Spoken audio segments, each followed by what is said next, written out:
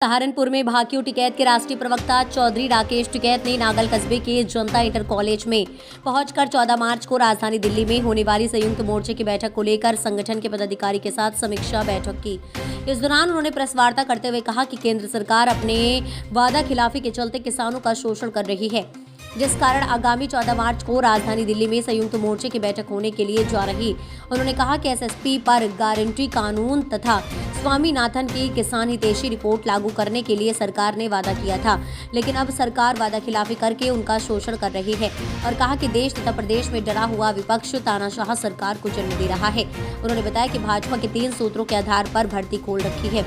नेताजी सुबह को लंच पर आएंगे तो सम्मान मिलेगा, दोपहर के खाने पर आएंगे तो लालच मिलेगा और यदि दोनों प्रकार से नहीं आएंगे तो रात के अंधेरे में डंडे के बल पर भर्ती का स्थान मिलेगा।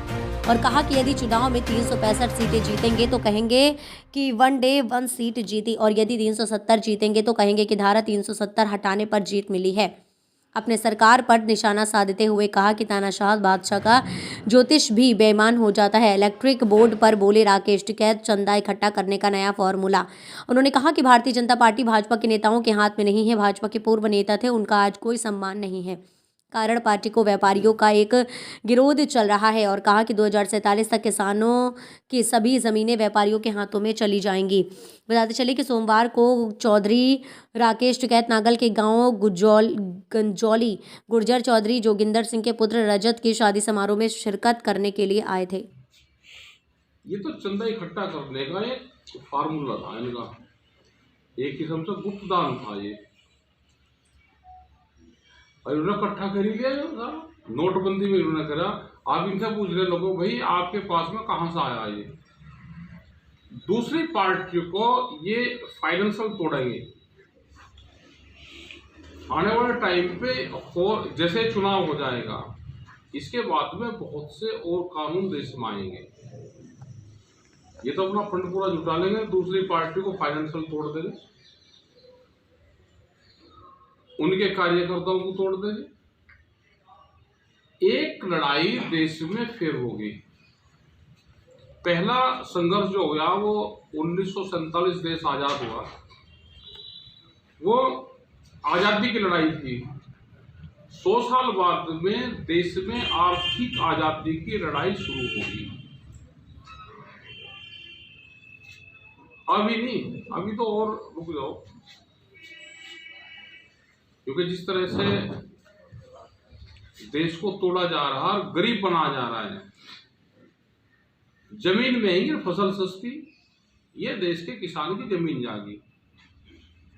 जो कुछ क्लोज थे इसमें से वे क्लोज हटाए और अब सब जमीन व्यापारी खरीद रहा। हाईवे की जमीन आप दाख लो कि इसके नाम है, सब व्यापारी खरीद रहा। किसान के पास तो जमीन कितने 50 साल भी नहीं रही, 50-60 साल भी नहीं रही। पहले भी ये जमींदारों की उनके थे, बड़े बड़े लोगों के, अब फिर ये उन्हीं को वापसी जाएगी। ये पूरा टारगेट है कि 2047 तक 60% जमीन उद्योगपतियों के पास में चली जाएगी और इस देश में लेबर कंट्री देश बनना है। जैसे बिहार लेबर स्टेट बना है, ऐसे ही ये देश लेबर देश बनेगा, लेबर कंट्री ये बनेगा। इसमें लेबर चाहिए, बड़ी बड़ी इंडस्ट्री लगा कि उसमें लेबर चाहिए, देखो लेबर आएगी गांव से।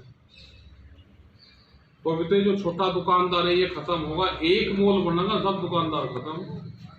अभी जो साप्ताहिक बाजार लगेंगे वे बाजार धीरे धीरे खत्म होंगे सब, तो उसमें करीब 4.5 करोड़ लोग प्रभावित होंगे और उससे महंगाई बढ़ेगी। महंगाई बढ़ेगी तो जनता गरीब होगी। इनको यहाँ पे लेबर चाहिए, गरीब आदमी चाहिए। जो